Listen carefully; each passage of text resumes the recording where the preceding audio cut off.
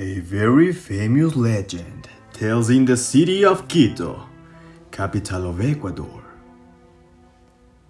A long time ago, in colonial times in the 16th century, there was a very famous indigenous person for being a direct descendant of the great warrior Rumiñahui. His name was Cantuña. Welcomed by the Franciscan monks, he learned the art of construction from a very young age thanks to his tutor and friend Fray Jadoko, who also taught him to read and write. One day in the morning, a Spaniard from the town hall arrived on horseback with a great order to the monastery. His Majesty King Charles I wishes that the most beautiful of the churches be built in this territory of great mountains. My lord, Cantuña will take over. With many bad intentions, the Spanish gave him an almost impossible deadline to meet. It's okay, Cantuña. I will give you the opportunity to prove how strong your race is. The church must be finished by dawn on the last day of the 5th month. Otherwise, you will be put in prison until the rats feast on your meat. Yes, I will build the most beautiful of churches in these lands. I promise it will be finished by that day. Cantuña, driven by the desire for gold and greatness, was hired to build the atrium of the maximum convent of San Francisco de Quito. Although something more sinister hovered in the air. Curious glances looked from the square towards the site destined for the work.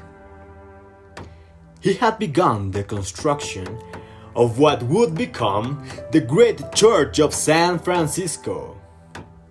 The indigenous Cantuña works until his hands swell with pain, and he strategically distributed to other indigenous bricklayers who swore to accompany his leader to calm the nation or glory. Faithful as have all his ancestors. Hey, you bring the stones. The others are in charge of the pillars. I'll go for the wood. Hurry, my warriors. Luck was not on that indigenous side either, because one night a terrible storm hit the Cantuña building as if someone had ordered it.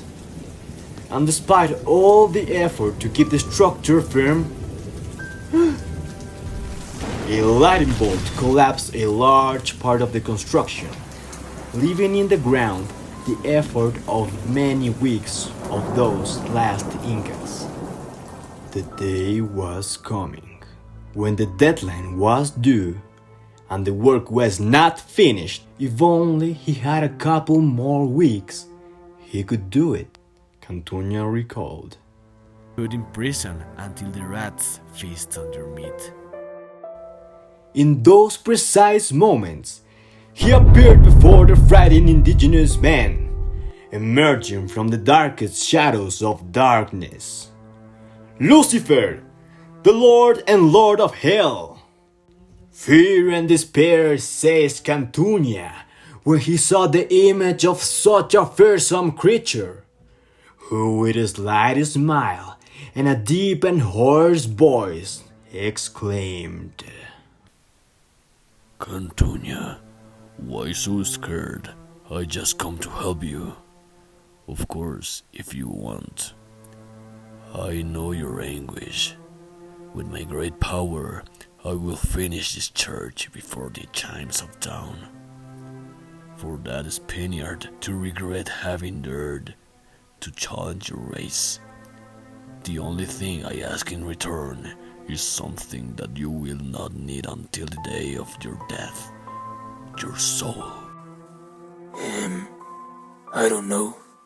I am not sure.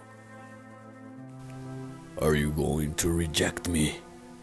I remind you that your other option is to humiliate yourself behind bars. So, do you take the deal? Okay, I accept the deal. But the church shall be finished before dawn, without missing even a single stone. Deal done, my dear indigenous.